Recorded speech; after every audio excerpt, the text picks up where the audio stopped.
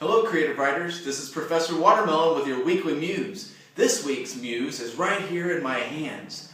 It's small, it lives in the trees, and it makes a really loud sound in the evening. Can you guess what it is?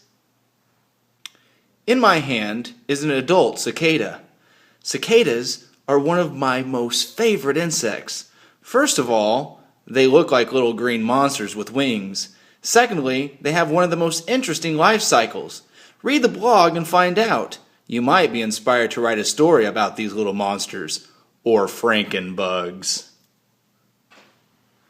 With your imagination, we can go anywhere. I look forward to seeing where you take us. See you next time.